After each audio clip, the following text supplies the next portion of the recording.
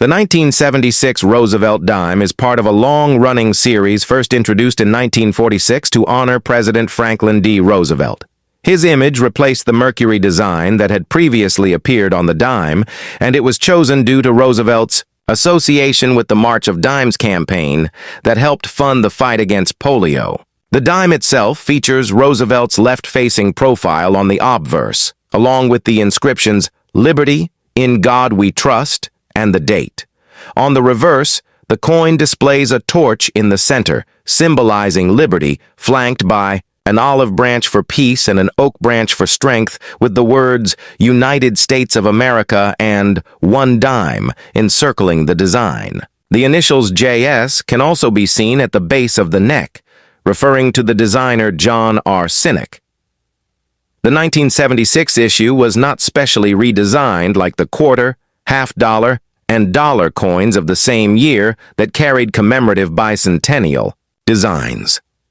The dime continued with its standard look. These dimes were struck in the standard copper-nickel clad composition, a pure copper core with outer layers of 75% copper and 25% nickel. Over time, many of these coins have developed unusual surface tones and colors, especially when exposed to specific environmental conditions. One of the most noticeable and intriguing colorations seen on some 1976 dimes is a greenish tone or shade. It is important to understand that the green color on a 1976 Roosevelt dime is not a minting feature. It is not the result of an error or an intentional variation. Instead, it is caused by a chemical process known as toning.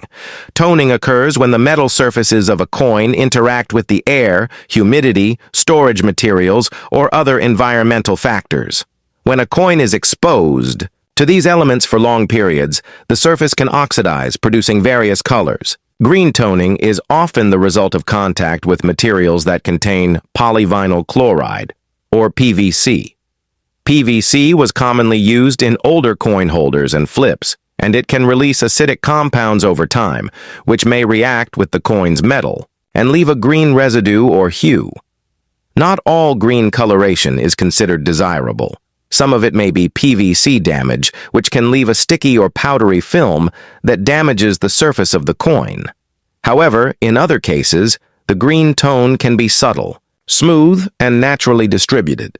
This type of toning, if visually appealing, can sometimes attract collector interest.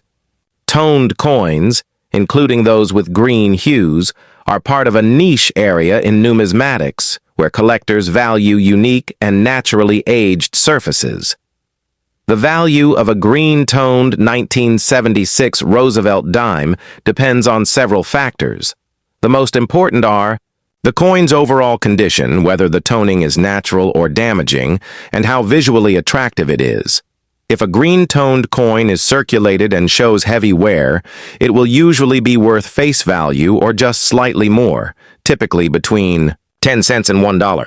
However, if the coin is in uncirculated condition with full details, no signs of cleaning or corrosion, and the green tone is soft and appealing, it might be of interest to a collector of toned coins. Uncirculated coins with mild, original toning can sometimes sell for $2 to $5 depending on the look and market demand. Coins that are certified by grading services like PCGS or NGC and have a grade of MS65 or higher with attractive toning can reach higher values, sometimes $10 to $25 or more. However, this is not guaranteed, and it depends heavily on the preferences of individual buyers. It's worth remembering that toning is subjective. What one collector finds beautiful, another might overlook. Collectors who specialize in toned coins often seek out pieces with balanced, eye-catching colorations that add uniqueness without obscuring the details. A green-toned 1976 dime with strong luster, clean surfaces, and natural patina might stand out in such a collection. However, coins with splotchy, uneven, or chemical damage-like toning will usually be less desirable. For anyone who owns a green-toned 1976 dime, it is important not to clean the coin. Cleaning can remove the natural toning, scratch the surface, and reduce its value. Instead, the coin should be stored in a safe, PVC-free holder in a cool, dry environment to prevent further reaction. If the coin appears valuable or unusually attractive, you may consider having it graded or authenticated to better understand its market potential.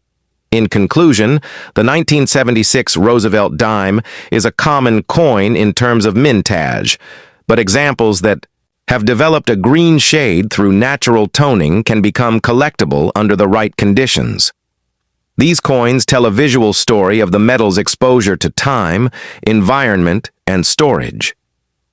While not all toned coins carry high premiums, some do find appreciation from collectors looking for pieces with personality and uniqueness. Whether kept for sentimental value, artistic appreciation, or investment, a well-preserved green-toned Roosevelt dime can be a modest yet meaningful addition to a coin collection.